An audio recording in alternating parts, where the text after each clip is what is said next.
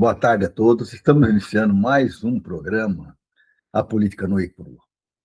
Esse será o 64º programa da série que eu tenho feito.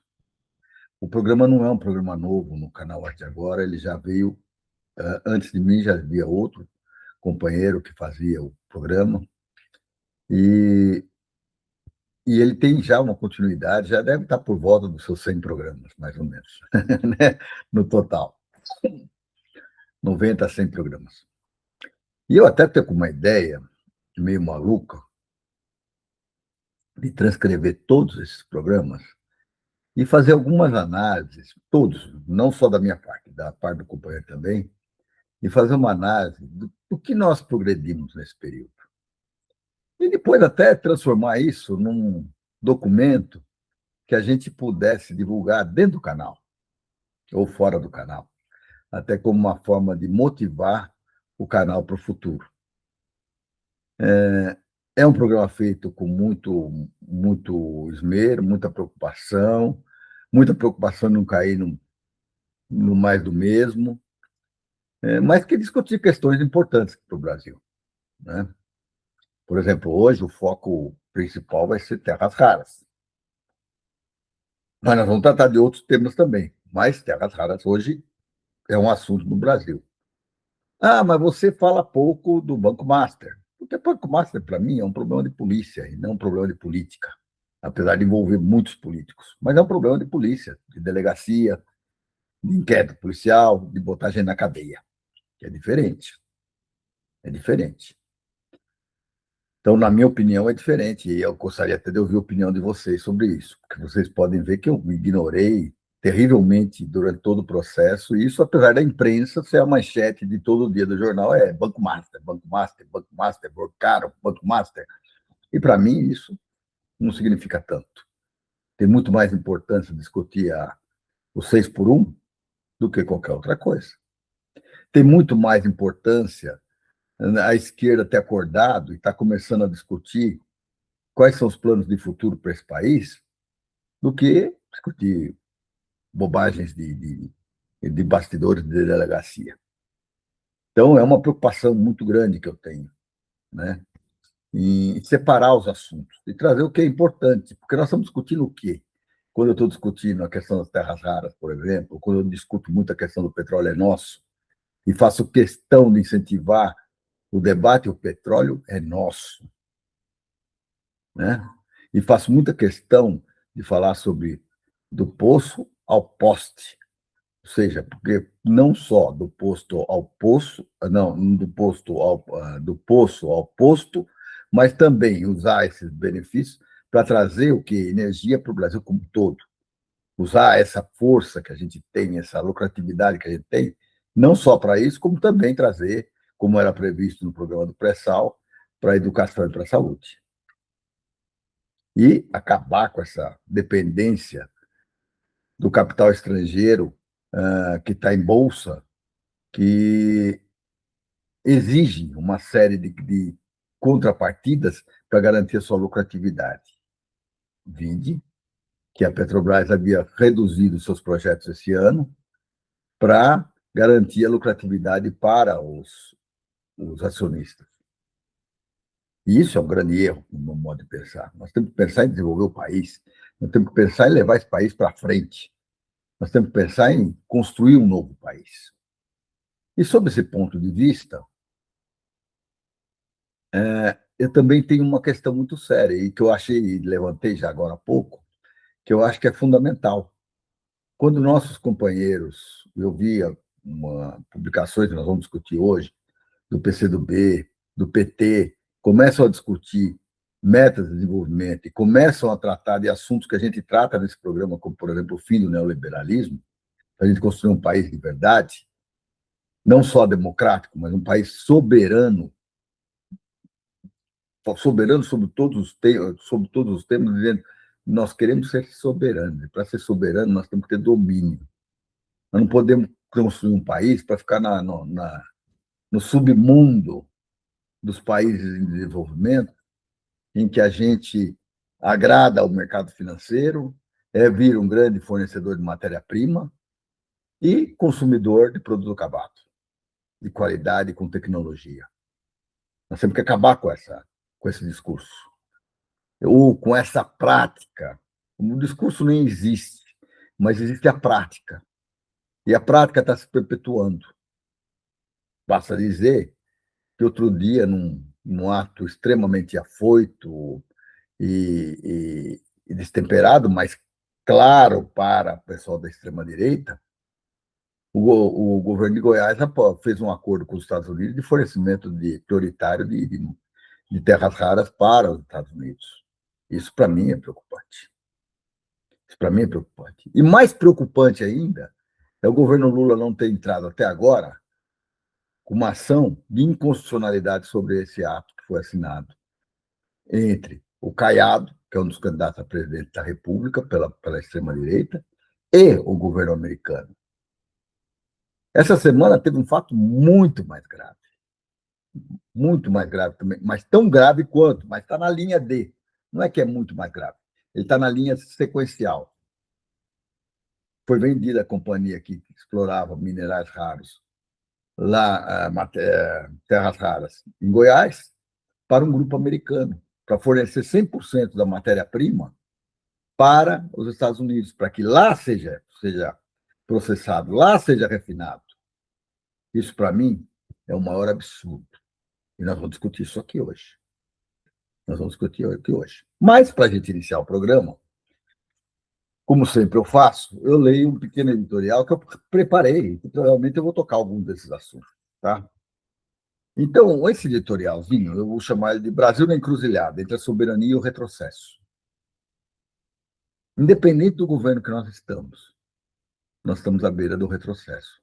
Se nós não levantarmos a cabeça, e a nossa grande bandeira nesse governo, nesse final de governo, não seja a luta pela soberania.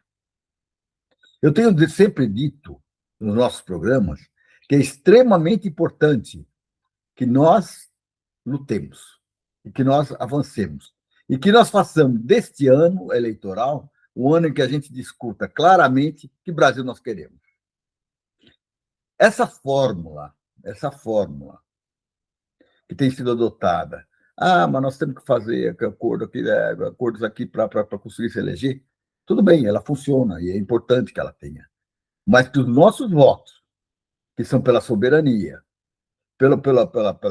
pelas condições sociais melhores para esse país, que sejam para a construção de um novo país, eles têm que ser valorizados. Não significa que nós vamos votar hoje num governo para garantir a democracia, que é fundamental garantir essa democracia, e que amanhã nós estaremos de novo sendo monitorados e sendo dirigidos pelo mercado financeiro e pelos grandes vendedores de matéria-prima nesse país. Nós vamos mudar. Esses 4 anos passados foram importantes porque a gente tinha um país a reconstruir. E, na sua base, praticamente ele foi reconstruído. Mas ele manteve uma política econômica que vem lá desde pós-Constituição,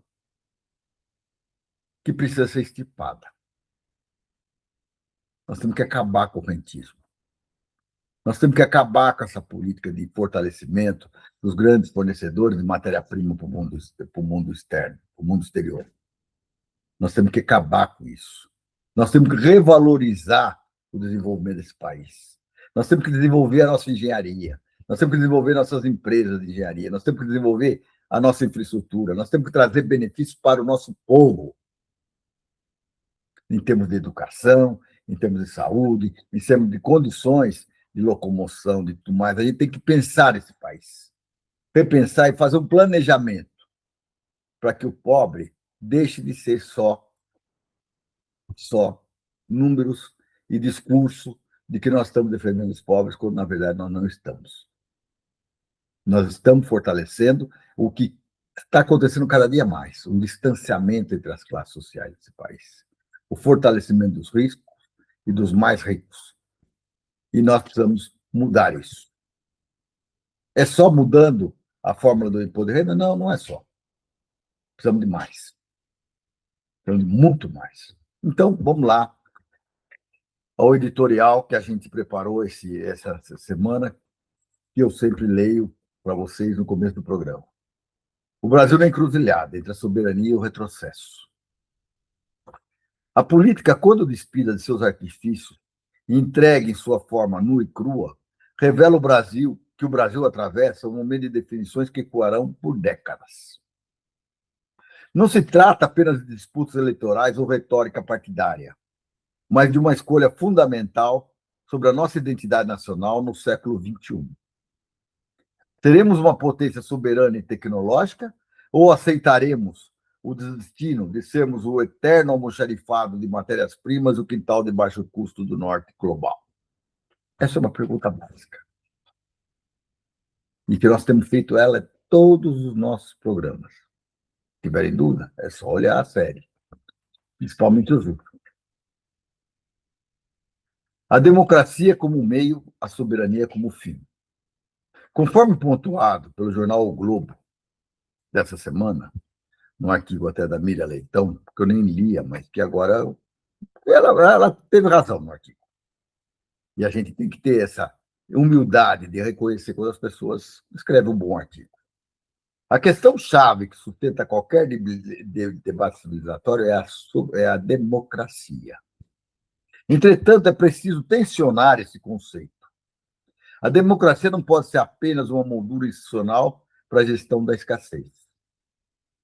Sem o controle real sobre nossas riquezas e sem autonomia econômica, a democracia torna-se uma casca vazia. Observou bem? Sem o controle real sobre as nossas riquezas e sem autonomia econômica, a democracia torna-se uma casca vazia. É mero debate.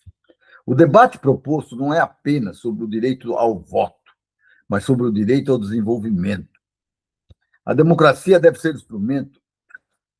um instrumento que garante ao povo o poder de decidir sobre o seu próprio chão, enfrentando o poder econômico que prefere ver o Brasil como uma colônia dócil do que como um competidor global.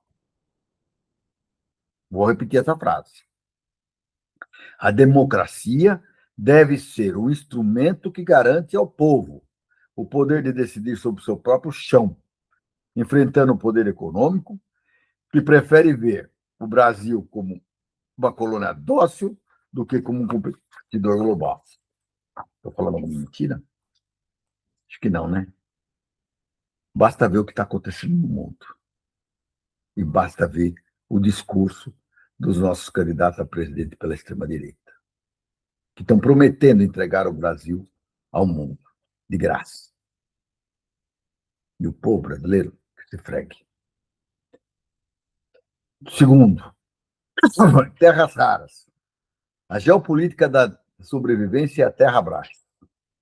O ponto nevrálgico da nossa soberania hoje passa pelo subsolo. Mas o que está em jogo é o topo da cadeia tecnológica.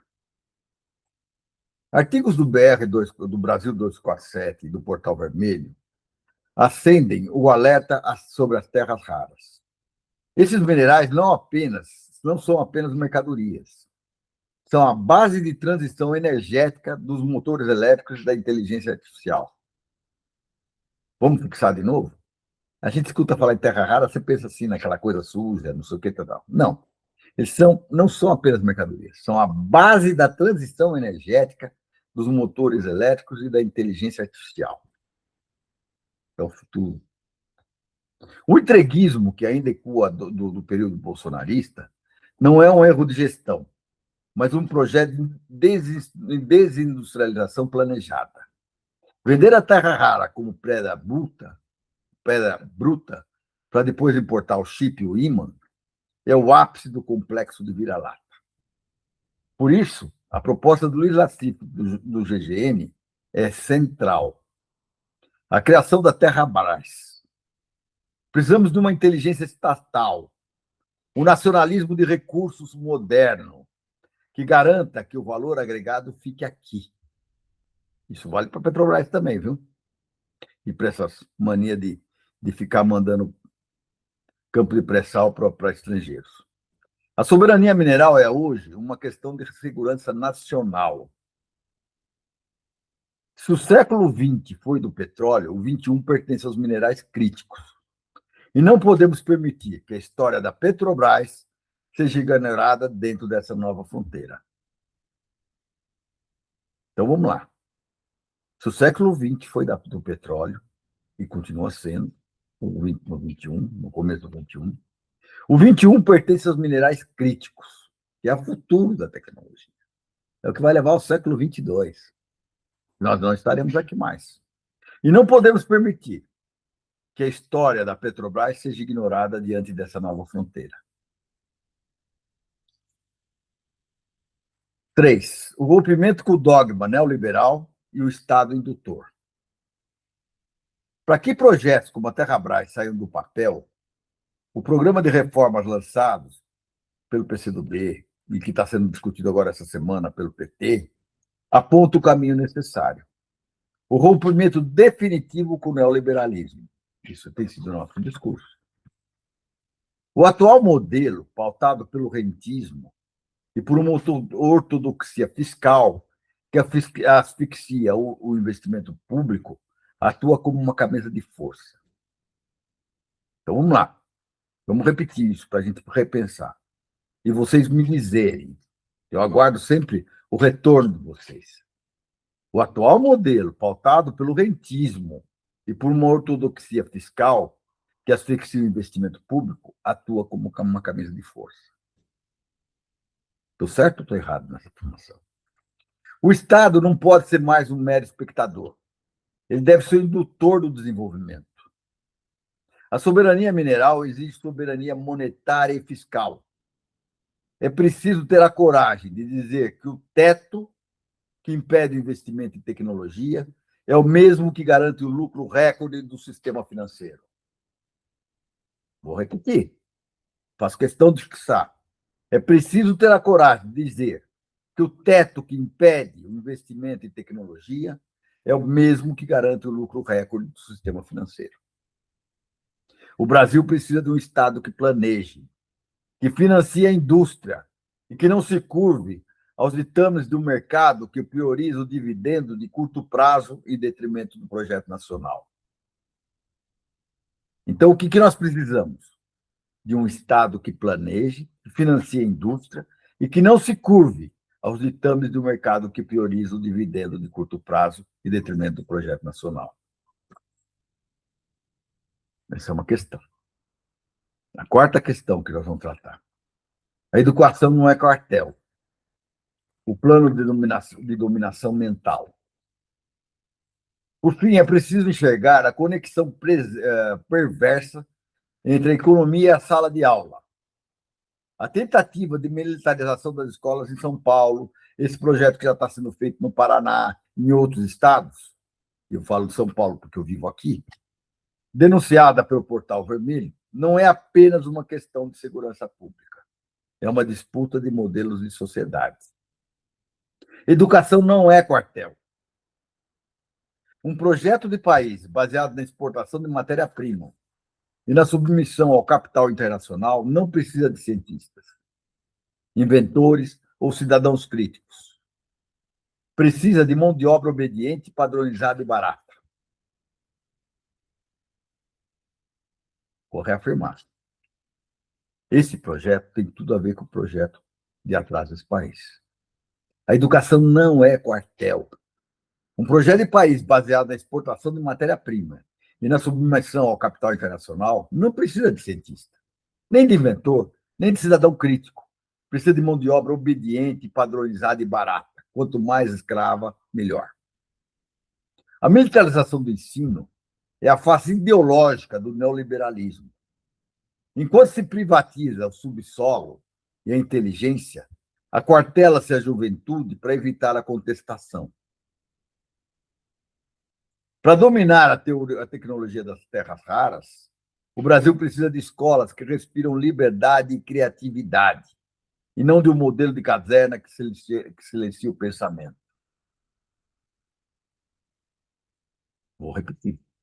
Para dominar a tecnologia das terras raras, o Brasil precisa de escolas que respirem liberdade e criatividade, e não de um modelo de caserna que silencia o pensamento.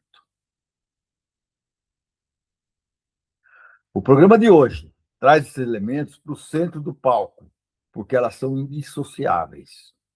A defesa da democracia só faz sentido se for para construir a soberania.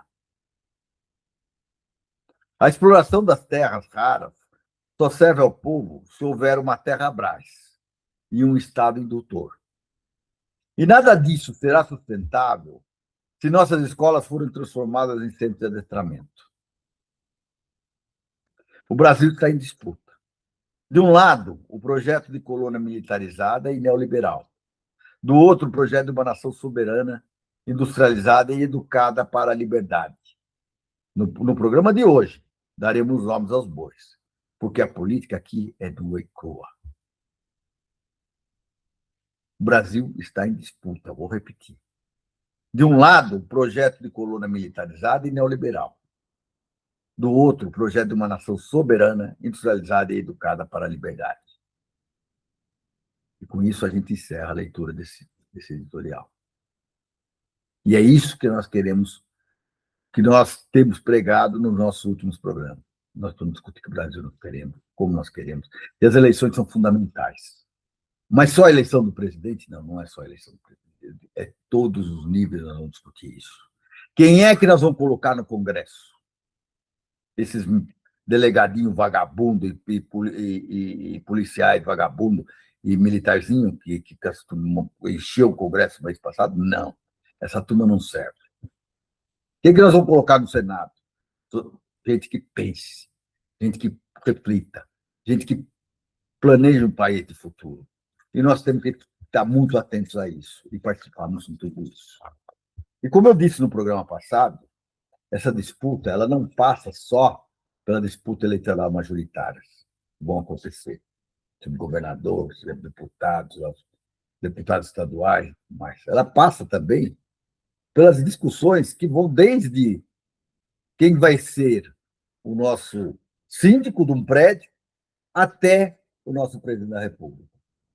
E aí eu incluo uma discussão muito importante que está acontecendo nesse momento. São os nossos conselhos profissionais. Nós não precisamos de conselhos profissionais atrelados a essa política anterior, a essa política que permite que a formação de, por exemplo, de engenheiros seja de 50% presencial. A esse grupo que vai para o Congresso para propor uma lei de modernização para a engenharia, e que é a PL 1024, e que se preocupa com o quê? Com o aumento do seu próprio mandato, com o seguro de saúde próprio para si próprio e algumas outras vantagens próprias para se perpetuar no poder. Nós precisamos mudar. Eu falei o exemplo da engenharia, mas pensa no da medicina, a mesma coisa. Ou pensa no da psicologia, os outros conselhos todos eles têm a sua importância e têm o seu debate. Ou não foi o Conselho Federal de Medicina que apoiou as ivermectina, os cacetes, lá na época para satisfazer a vontade do ditador de plantão, o seu Bolsonaro, que tinha um projeto golpista naquele momento. Ou não foi? Eu acho que foi. Então, nós temos que estar atentos. Essa tem que ser uma bandeira importante de todos nós. Muitas vezes as pessoas acham eu vou me envolver numa questão burocrática. Não, eu estou discutindo o futuro do nosso país, a nossa importância e a nossa importância e a nossa contribuição para construir um país muito mais democrático, com uma democracia que não seja uma democracia só despachada, um país muito mais soberano. Principalmente nos dias de hoje, a soberania é fundamental, tem que ser a bandeira fundamental de qualquer disputa, em qualquer situação. Nós temos que pensar para o país do futuro. Nós temos que pensar no nosso povo. E aí é que eu defendo o socialmente justo e igualitário.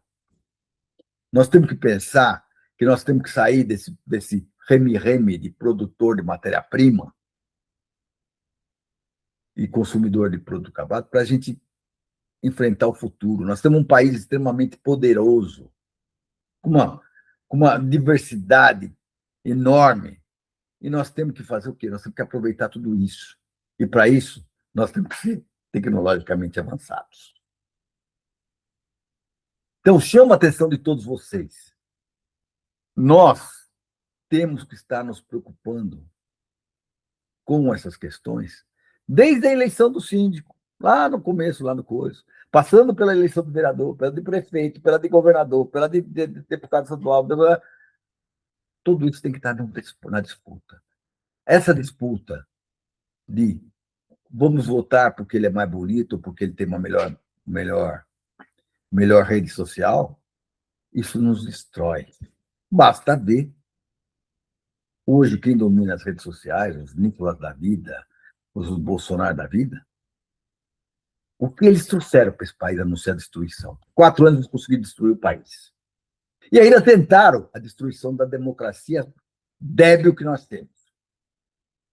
Da democracia débil que nós temos, eles tentaram destruir. E, aliás, devo colocar aqui para vocês que essa semana, acho que faz uns 2 dias, o Alexandre de Moraes decretou a prisão da última turma dos que foram julgados pela tentativa de golpe de 8 de janeiro de 2023.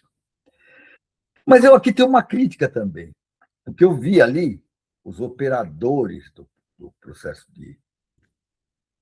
da tentativa de golpe. Mas eu não estou vendo onde é que estão os financiadores. Por que nós estamos com medo de mexer nesse vespeiro? Eles foram fundamentais para que houvesse aquela tentativa de golpe, ou as anteriores, que mantiveram gente na frente do quartel, que mantiveram gente à base de filé mignon por aí. Nós temos que estar atentos. Se nós queremos defender a democracia, os financiadores também são responsáveis pela tentativa de golpe. E nós temos que trabalhar neles. Então, todos eles lampeiros aí, rodando por aí, preparando um novo golpe. Que basta um Bolsonaro da vida dizer: eu estou com dorzinha de cotovelo para fique dele se encher de dinheiro. Como vai se encher a campanha desse maldito Flávio Bolsonaro. Como a do Caiado, como a do Zema. E de quem aparecer mais para representar a extrema-direita? São todos golpistas. São todos entrega à pátria. São todos que lutam contra esse país. E isso é importante a gente estar atento. É muito importante a gente estar atento. Esse debate hoje é o assunto terras raras.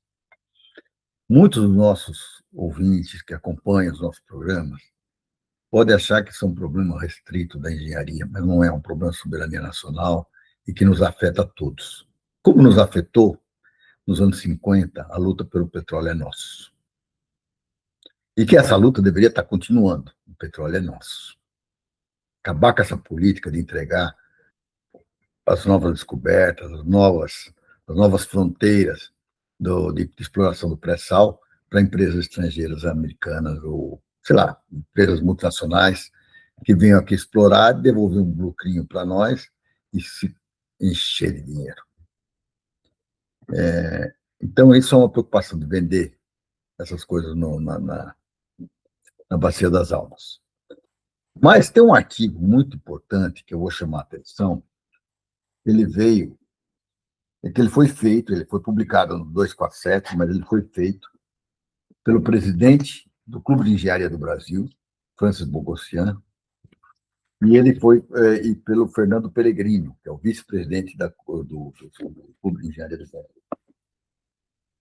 E acho que essa disputa aqui não significa engenharia contra outra coisa, mas significa o Brasil contra esse processo de desnacionalização e de destruição da nossa capacidade de produção, da nossa perspectiva de um dia produzir os derivados das terras raras, que daria uma independência econômica ferrada para todos nós. Mas nós temos, então, que discutir esse assunto. E eu vou ler esse artigo, que eu acho fundamental a gente colocar essas questões na boca de cada um de vocês, independente de qual formação vocês tenham. Mas que vocês saibam que nós estamos discutindo aqui é soberania nacional, que é o grande item nosso. Então, o artigo chama Terras Raras, Soberania em Risco e o Dever de Reagir. Foi publicado dia 21 de abril de 2026, uma data histórica, né? E pelo Francis Bogossian e pelo Peregrino. Estamos diante de um processo que pode, sim, ser interpretado como uma forma contemporânea de colonização econômica. Ele está falando colonização econômica. A recente aquisição da mineradora brasileira Serra Verde por uma empresa com participação estatal dos Estados Unidos, a USA Rare Earth, não é apenas uma operação empresarial. Trata-se de um movimento geopolítico de grande envergadura inserido na disputa global por minerais estratégicos que sustentam a economia do século XXI. O episódio exige reflexão e, sobretudo, ação. É isso que nós queremos, ação. As chamadas terras raras, um conjunto de elementos químicos essenciais à produção de ímãs permanentes, semicondutores, turbinas eólicas, veículos elétricos e sistemas de defesa, tornaram-se um novo petróleo da era digital. Hoje, a China domina a cadeia global, respondendo pela maior parte do processamento e da produção de ímãs de alta performance.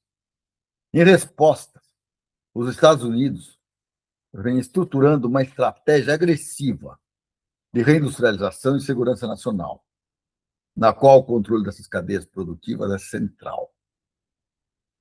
Então, o que os Estados Unidos vêm fazendo é reestruturando uma estratégia agressiva de reindustrialização e segurança nacional, para eles, na qual o controle dessas cadeias produtivas é central.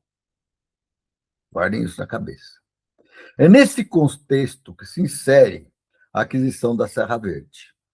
Localizada em Goiás, a mina de Pelaema é considerada um ativo singular. Poderá responder por mais da metade da produção mundial de terras raras pesadas fora da Ásia até 2027. Olha a importância dela. Ela poderá responder por mais da metade da produção mundial de terras raras pesadas fora da Ásia até 2027. Ao assumir o controle deste ativo, a empresa americana, com apoio direto de instrumentos financeiros do governo dos Estados Unidos, como a Development Finance Corporation, passa a integrar uma cadeia completa de mineração à fabricação dos ímãs. Não se trata, portanto, de investimento estrangeiro neutro. Trata-se de política industrial externa daquele país que atenta contra a nova indústria Brasil, proposta pelo governo brasileiro, que propugna exatamente por uma maior independência. Vou repetir, para a gente fixar. Trata-se de política industrial externa daquele país que atenta contra a nova indústria Brasil, proposta pelo governo brasileiro, que propugna exatamente por uma maior independência. Isso é um ataque direto a isso. O financiamento estatal americano aos contratos de longo prazo com empresas de propósito específico, capitalizadas pelo governo dos Estados Unidos, e a organização dos fluxos de exportação evidencia uma estratégia clara: deslocar o eixo da dependência tecnológica da China para uma cadeia controlada pelo Ocidente, ainda que ancorada em recursos naturais brasileiros. O Brasil, nesse arranjo, corre o risco de permanecer na posição histórica de mero fornecedor de matéria-prima. E é isso que nós queremos? Acabei de ler no editorial que a gente não quer ser um mero fornecedor de matéria-prima. Exporta-se o mineral bruto ou parcialmente beneficiado, enquanto o valor agregado tecnológico, industrial e estratégico é apropriado no exterior. Apropriado no exterior. É a repetição, em pleno século XXI, de um padrão de inserção subordinado que remonta o período colonial. A analogia não é retórica. Quando uma potência estrangeira mobiliza seu aparato estatal para garantir acesso privilegiado a recursos estratégicos de outro país, condicionando fluxos produtivos e capturando etapas de maior valor, estamos diante de um processo que pode sim ser interpretado como uma forma contemporânea de colonização econômica. Quero que vocês fixem isso também. O precedente histórico brasileiro reforça a gravidade da situação. A privatização da Companhia Vale do Rio Doce, ainda hoje objeto de debate, já evidenciava os riscos de perda de controle sobre ativos minerais estratégicos. No caso das terras raras, porém, o problema é ainda mais sensível. Não se trata de mineração, mas de domínio de tecnologias críticas para a transição energética, a indústria de defesa e a soberania digital. Vou repetir esse último trecho. Não se trata apenas de mineração, mas do domínio de tecnologias críticas para a transição energética, a indústria da defesa e a soberania digital. Diante desse cenário, o silêncio não é uma opção. O Clube de Engenharia do Brasil, fiel à sua tradição histórica de defesa do desenvolvimento nacional, deve se posicionar de forma clara e firme e exigir da Agência Nacional de Mineração uma atitude em defesa do Estado brasileiro. É preciso exigir do governo brasileiro uma política robusta de proteção e valorização dos seus minerais estratégicos. Algumas medidas se impõem. Primeira, revisão do marco regulatório de mineração, com tratamento diferenciado para minerais críticos e estratégicos. Segunda, condicionamento de investimentos estrangeiros à internalização de etapas industriais no país, incluindo o processamento e fabricação de ímãs. Participação acionária, terceira. Participação acionária do Estado brasileiro de fundos soberanos e ativos estratégicos. Fortalecimento de empresas nacionais e estimula a formação de cadeias produtivas completas no território nacional.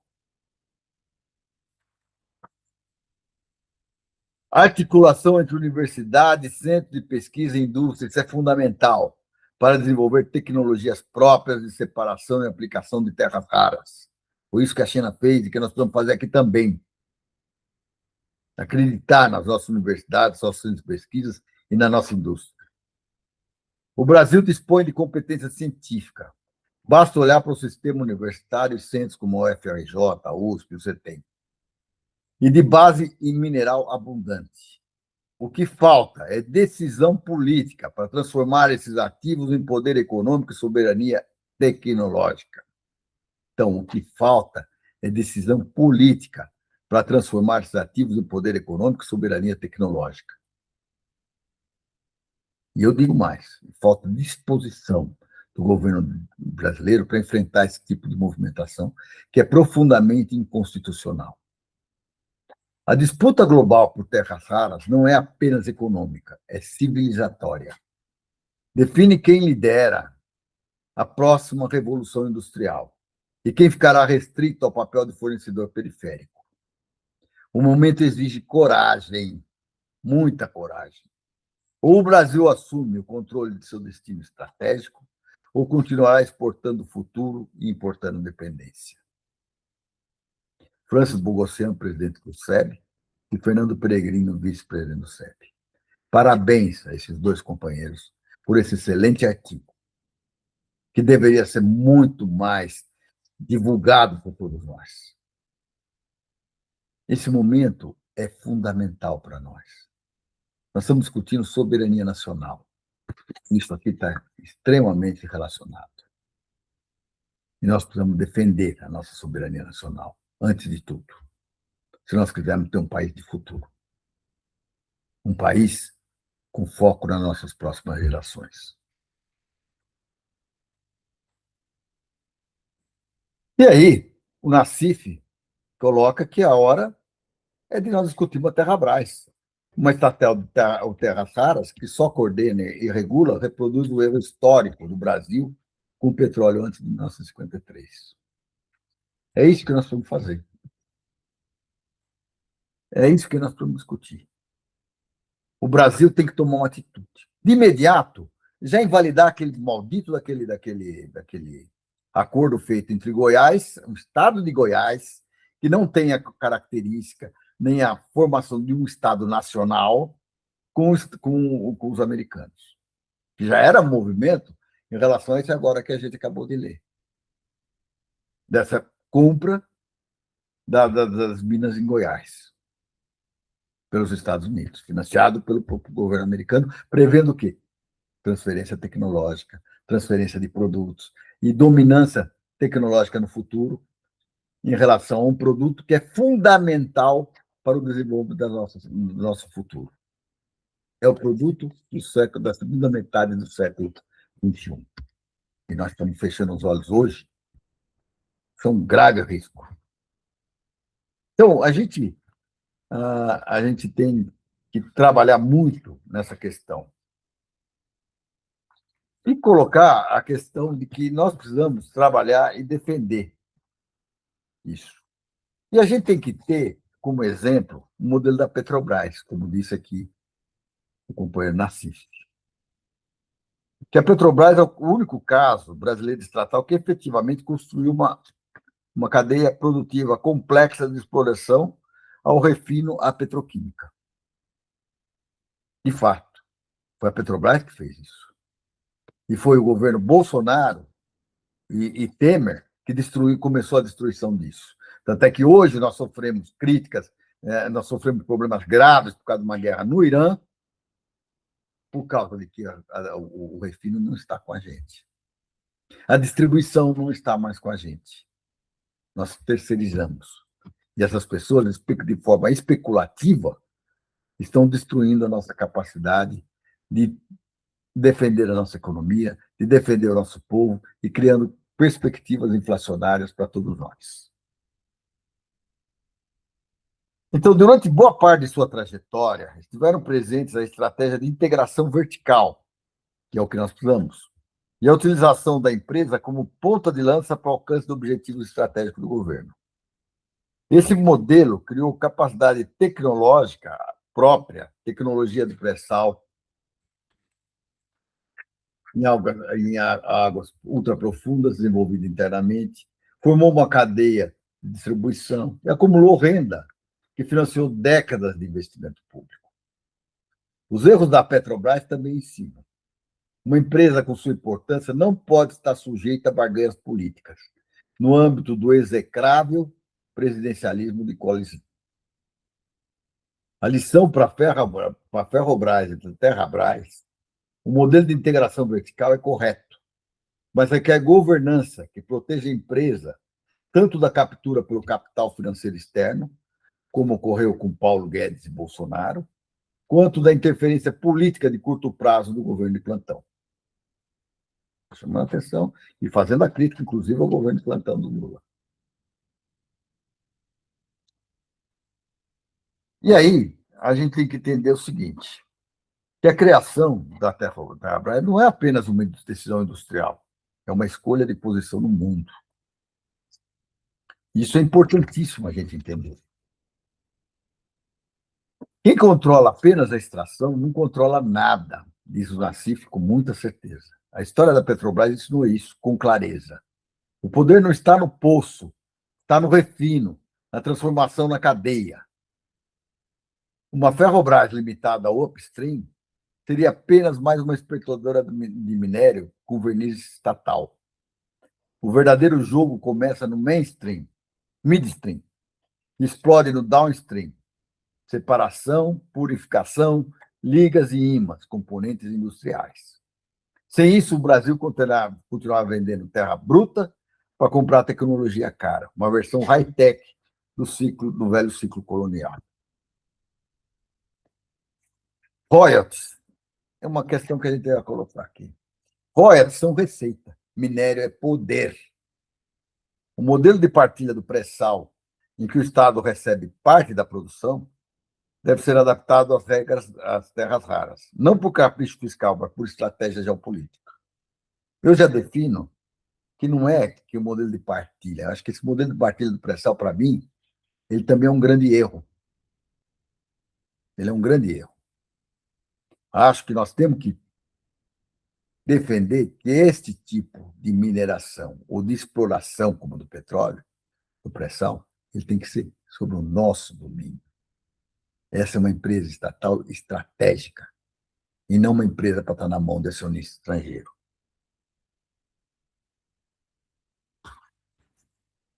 A gente tem que entender que essas terras raras são extremamente importantes para o futuro do nosso desenvolvimento.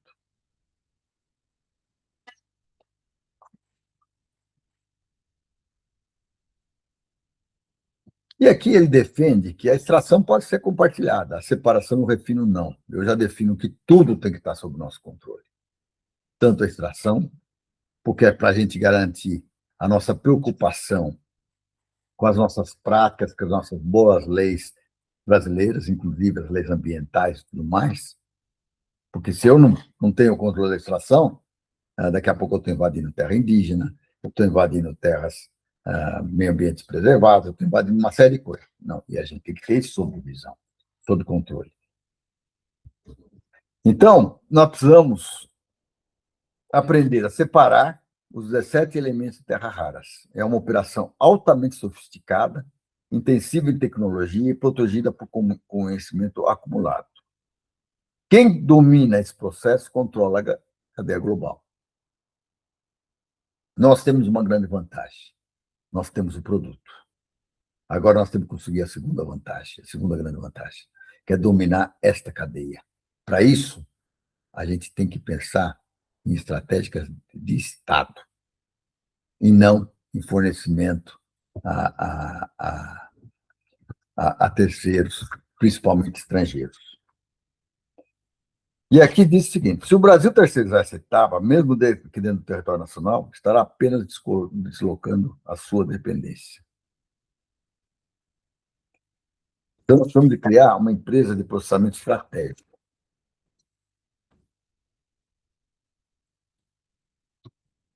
E aí, ele faz uma série de análises e tudo mais, assim, mas dentro daquilo que nós estamos discutindo aqui nesse programa. Né? Essa empresa estatal não será julgada pelo discurso que a cria, mas pela estrutura que a sustenta.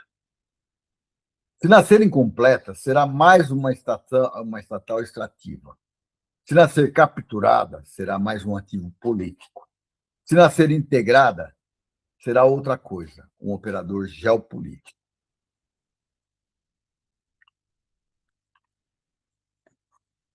Isso é extremamente importante para todos nós. Acho que essas questões são de vital importância. Eu leio um outro artigo, que as terras raras, o Brasil entre a exploração soberana e o entreguismo bolsonarista. E aí, com o cubista do Zoá, a vassalagem da extrema-direita, o Brasil deve acelerar mecanismos legais de produção e soberania sobre os minérios. Também vai na mesma linha, mas começa e chama a atenção por que essa disputa política que nós vamos fazer esse ano é importante que se trave, inclusive a níveis conceituais, de que Brasil nós queremos, que Brasil nós buscamos. Tá? Isso, para nós, é fundamental. O Flávio Bolsonaro esteve nos Estados Unidos, passou 45 dias aí rodando pela extrema-direita no mundo, dizendo que vai entregar o Brasil para eles. O Caiado vai fazer a mesma coisa. E o Zema também vai fazer a mesma coisa. Então, nós temos que fortalecer muito a defesa da democracia. Para isso, o Lula é importante. Mas nós precisamos fortalecer muito a cabeça do atual governo e do governo futuro do Lula de que esta questão é uma questão fundamental para a defesa da nossa soberania e a defesa do nosso futuro. Isso é importantíssimo. Bom, e aí, eu leio uma outra notícia aqui, que o PCdoB lança programa de reformas para romper com o neoliberalismo. Eu acho muito importante isso, porque hoje muitos dos nossos colegas, da esquerda em geral, não só do PCdoB, que também defendem essa mesma posição, acham que basta nós estarmos no governo para que o mundo seja o melhor dos mundos. E não é isso a verdade. Nós estamos lá, nós temos a garantia de que nós temos mais condições de evitar golpes futuros. Mais condições. Por quê? Conforme nós vimos nos nossos debates que nós fizemos aqui dentro do canal Arte Agora, a questão da defesa nacional ela é fundamental. A questão de mexer com as estruturas das nossas Forças Armadas, que foram formadas nos Estados Unidos, que foram formadas e são obedientes às ordens que vêm do Pentágono, estruturadas e querendo exigir que nós façamos investimentos tecnológicos para comprar tecnologia deles, o que nos tornaria completamente ineficientes, e que serve para que nos quartéis só se discuta qual é o próximo golpe, está na hora da gente romper com isso. Tá? Mas essa reforma, ela começa em diversos pontos. E uma das questões fundamentais que a gente precisa quebrar é quebrar esse ciclo econômico ligado ao neoliberalismo.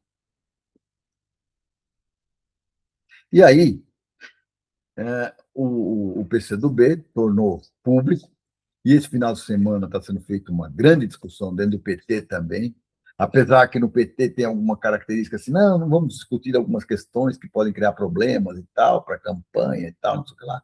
Mas acho que a questão tem que ser tratada de frente. Nós temos que saber o que nós vamos eleger para nós podermos decidir depois. E não acontecer como eu fui crítico na vez passada, de que nós vamos estabelecer uma aliança para eleger o Lula, mas sem programa. Nós não podemos atuar assim. Nós temos que ter compromisso com o nosso povo.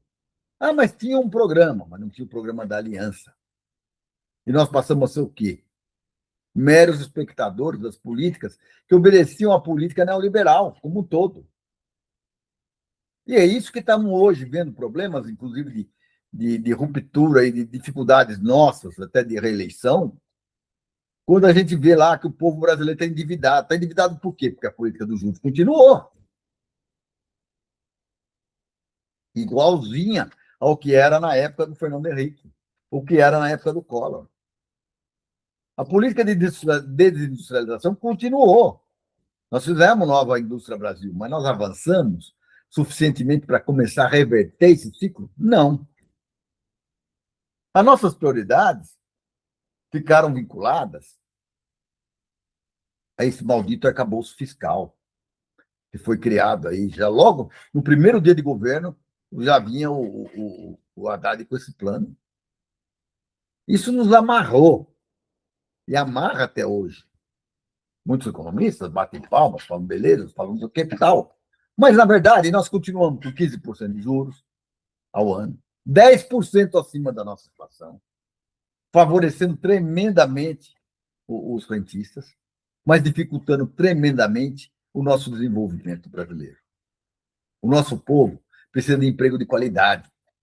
Ah, mas nós reduzimos o desemprego. Tá bom, reduzimos. Nos números mostram. Mas qual a qualidade desse emprego? Quais são as garantias que esses empregados têm? Quais são os respaldos políticos que esses têm? Não. Nós mudamos a CLT. Nós abrimos a possibilidade agora de ter esses processos das uberizações da vida. As pessoas se julgam empresários de si mesmo, que é obrigado a comprar o meio de produção, que não tem garantia nenhuma, que não tem. E que no futuro estarão aqui pendurados no Estado que não precisam sobreviver, e o Estado precisa resolver. Mas aí vem a política do Estado mínimo. Ou seja, vocês que se ferrem. É essa a lógica? É a lógica que vai enterrar as pessoas, porque não vão ter capacidade de se suportar nesse empreendedorismo individual, em que você é obrigado a se manter, é obrigado a comprar o seu meio de produção, é obrigado a manter seu meio de produção e é explorado. Isso é produção de escravo, explorado ao extremo pelo seu Uber da vida. Então, precisamos tomar cuidado com isso. Então, acho que essa questão ela é principal e a gente tem que chamar a atenção. Então, subsídios à elaboração da reforma estrutural democrática.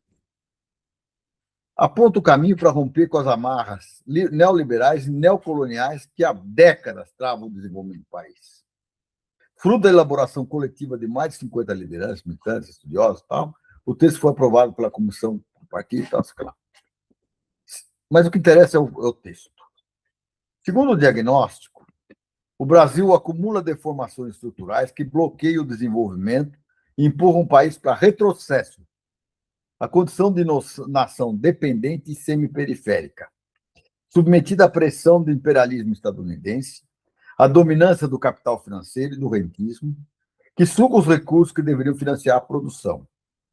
Um Estado enfraquecido e capturado pela organização financeira, a desindustrialização acelerada, a participação da indústria nacional do PIB despencou de 36% em 1985 para 11% hoje.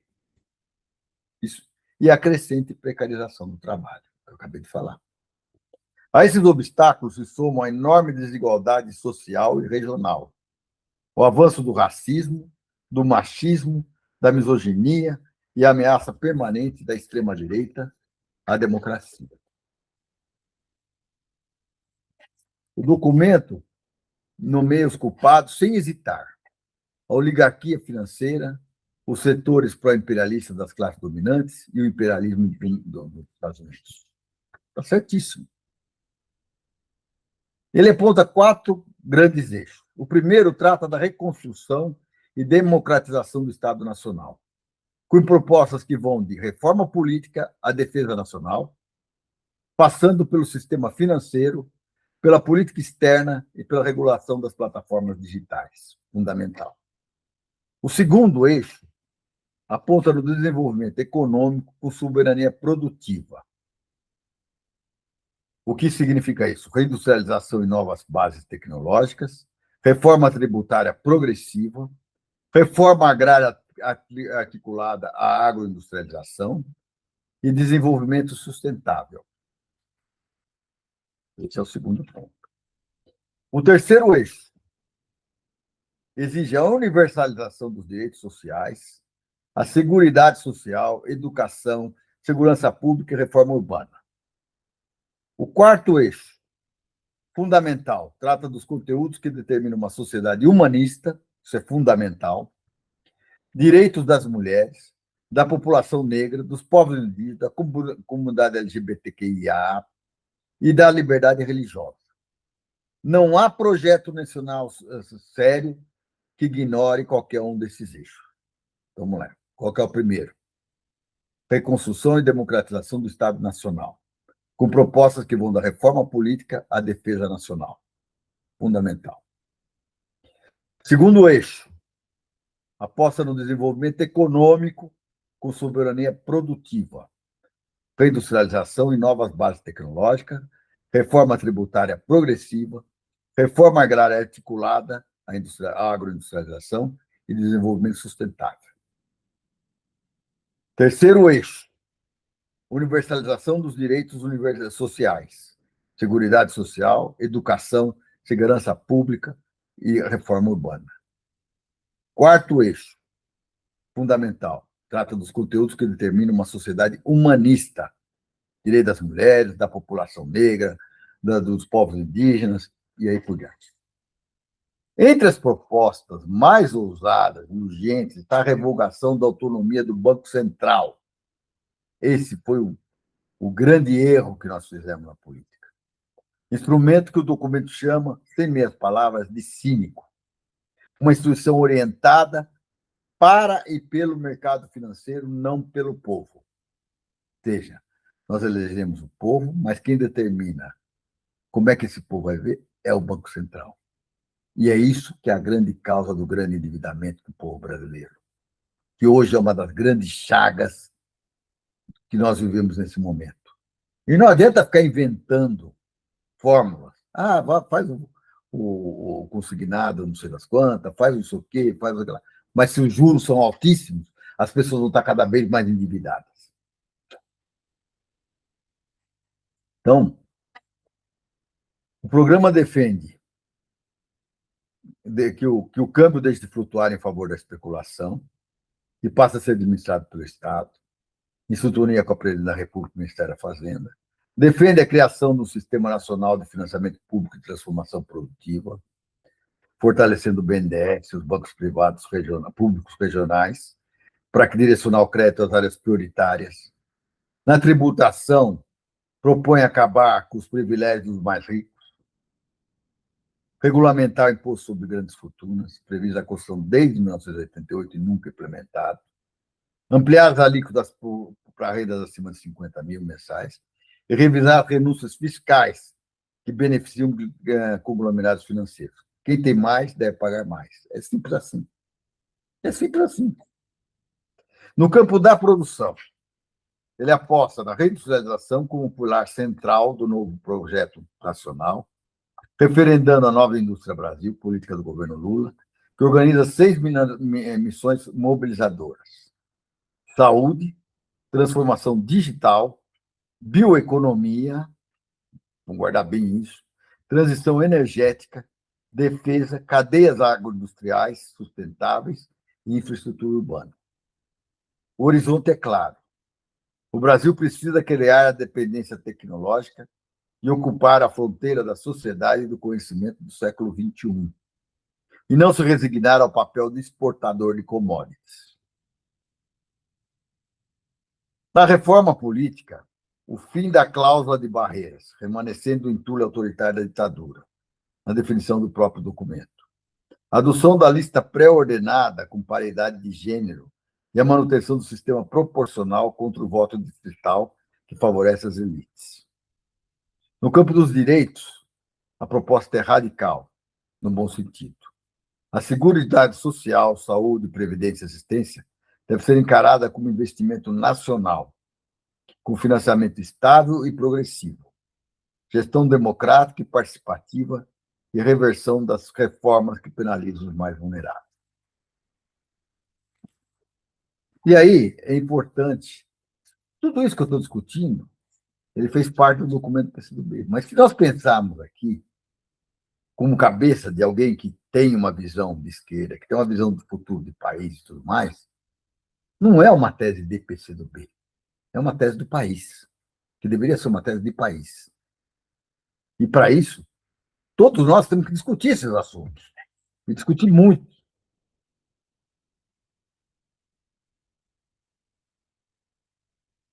A classe trabalhadora, com ampla aliança entre os trabalhadores, movimentos populares, setores da burguesia industrial e da pequena burguesia, tem a força e o dever de liberar essa jornada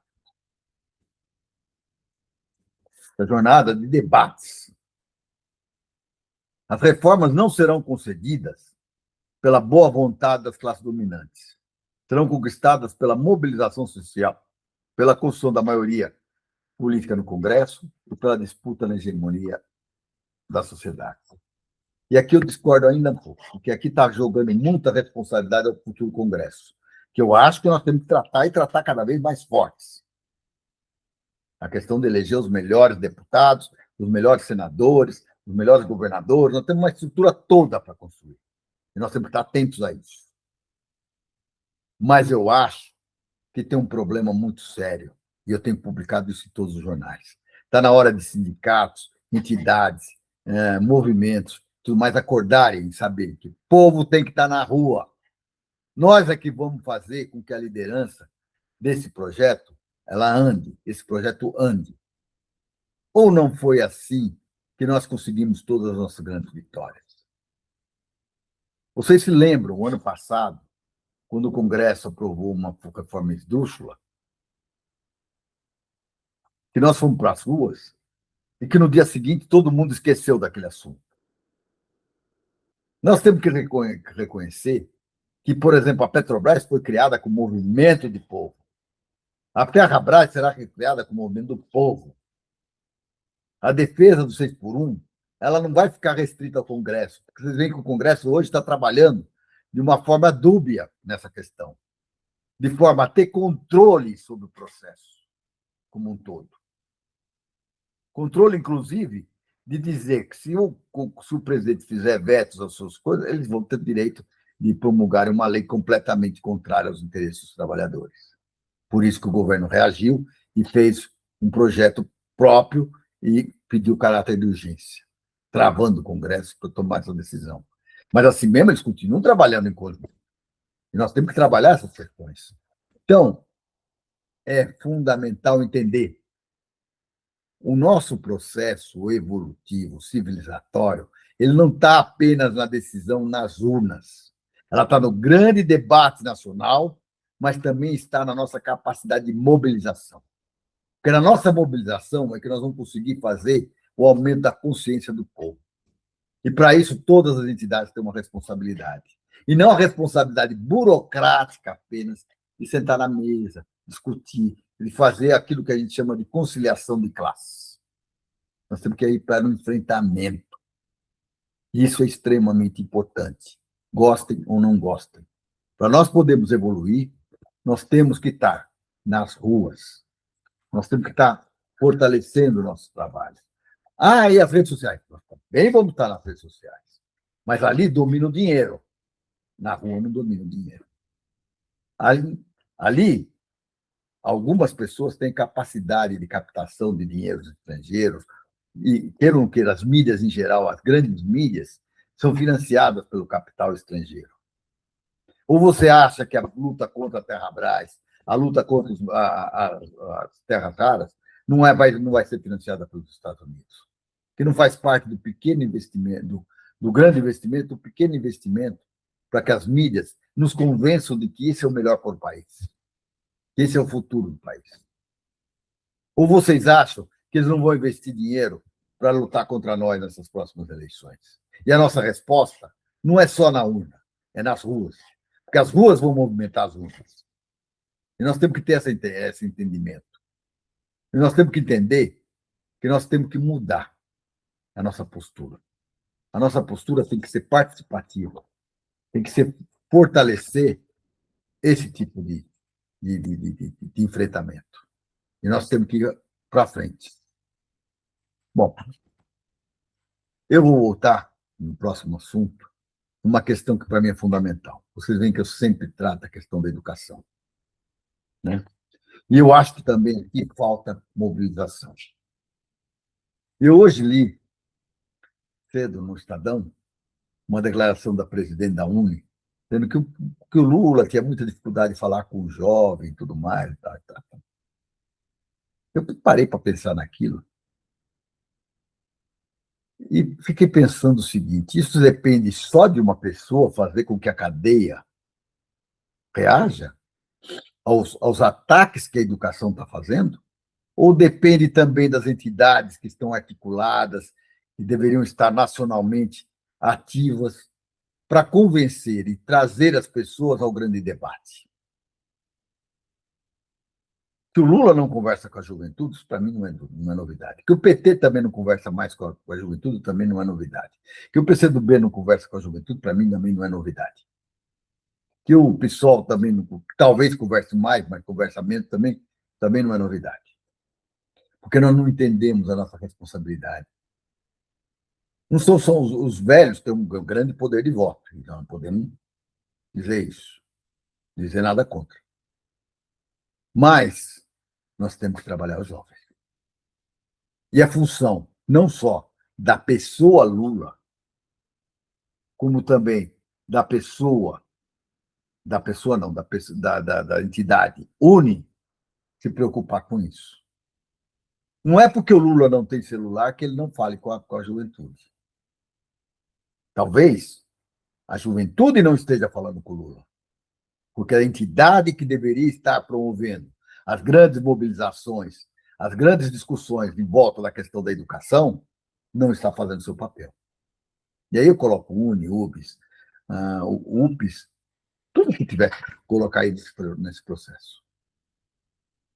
Então, hoje, esse movimento, apesar de nós não estarmos mais sob o governo Bolsonaro, o MEC não toma nenhuma atitude, nem o governo, nem nada contra as escolas em quartel. Nós não fazemos nada nisso. O Paraná avançou muito. Hoje, os alunos no Paraná aprendem o que as plataformas querem que eles aprendam. Então, as suas apostilas, as suas coisas, o professor passou a ser apenas um tutor do quê? De materiais que são produzidos no exterior. Porque nós estamos preparando o quê? Mão de obra para obediente para o futuro. Não estamos preparando um país para ser um país desenvolvido de futuro. Nós estamos para ser um país periférico, fornecedor de matéria-prima. E que tenha uma classe operária que seja pacata, que não tenha senso crítico e que não tenha poder de participação e de fortalecimento das questões. Então, antes de criticar o Lula, olhe para você mesmo. Eu participo de todos os movimentos que a gente foi para a rua aqui na Paulista. Antigamente a gente enchia de estudante. Eu sou um dos caras da UNE, lá para trás, que brigou pela UNE. A UNE somos todos nós, nossa força e nossa voz. Cadê esse papel? Criaram uma entidade burocrática? Cadê esse papel? Cadê a articulação constante? Aliás, eu achei até estranho que a presidente, segundo o jornal disse, não sei se é verdade, que a presidente da UNE é uma advogada formada pela USP. Se ela já é uma advogada formada, ela não devia nem estar na UNE, porque ela não vive a vida dos bancos de coisa, e não aprendeu a falar com aquela juventude. Ela está fora daquele ambiente. Ela é assim, é uma profissional do movimento estudantil? Não. Se não estiver sentada junto e vivendo com os estudantes, você está fora do segundo. E nós precisamos trazer o movimento estudantil de volta. O movimento trabalhador, apesar de ter mudado a característica do trabalhador, de volta. Aliás, eu acho muito importante essa discussão que está sendo feita em relação aos direitos do Uber. Por que não trazer os Ubers também para o debate? Acabar com essa ilusão de que são empreendedores. Vocês não são empreendedores, vocês são escravos do capital. Pior, os escravos, pelo menos o meio de produção, o patrão dava. Dava o chicote, mas também dava o meio de produção. Vocês levam o chicote e ainda são obrigados a colocar o meio de produção. E são roubados por uma plataforma. Então, nós temos que trabalhar isso. A política de educação não é um quartel, né? Não é um quartel. Essa política de transformar em escolas cívico-militares, ela é perigosa. O problema da educação está dizendo que o problema da educação está nos estudantes. Ao invés de enfrentar a falta de investimento, a precarização das estruturas, os baixos salários dos professores, o abandono histórico das periferias, o governo opta por impor disciplina pela força, como se a juventude majoritariamente pobre e negra precisasse ser domesticada. Isso não é educação, isso é controle social. Nós não precisamos de uma juventude domesticada, uma juventude crítica, preparada para enfrentar os desafios desse país. A militarização é mais um modelo, mais do que um modelo de gestão. É uma tentativa de silenciar a potência transformadora da escola pública. Porque uma escola que forma um pensamento crítico, que incentiva a organização estudantil, que produz consciência política, é uma ameaça para o projeto autoritário. Não à toa. Junto da militarização, avançam também a privatização, a terceirização e o sucateamento, um verdadeiro pacote de destruição da educação pública. E aí eu volto a chamar a atenção. Nós temos que estar contra tudo isso. UNE, cadê você? UPS, onde é que está você? UBS, onde é que está você? Nós temos que estar todos unidos contra essa política que destrói a juventude do país, destrói a educação brasileira e transforma a educação em um mero formador de dependentes e de pessoas que não têm capacidade crítica para reagir. Para mim, essa política é extremamente perversa. está sob um governo central como o nosso é extremamente grave, estando suportada, estando sendo, assim, permitida. Isso não poderia ter permitido. Quem os militares podem, nem para eles mesmos eles têm capacidade de se autogerir. Então, não temos que estar nesse processo. Nós temos que estar muito longe disso. Então, com isso, chamando atenção para a questão da educação, chamando a questão da terra-brás, das nossas terras raras, chamando a questão da nossa defesa da democracia, chamando atenção para a nossa importância do nosso desenvolvimento, e que, para isso, para empurrar esse desenvolvimento, nós precisamos reorganizar as nossas entidades, os nossos movimentos, deixar de ser meras, meras correias de transmissão, para sermos efetivamente começarmos a mobilizar a nosso povo para que a gente consiga projetar um país para o futuro. E agora, este ano é o ano de a gente fazer essa virada. Espero que todos vocês estejam conscientes dessa responsabilidade e desse momento importante que nós vivemos. Um grande abraço a todos e até a próxima semana.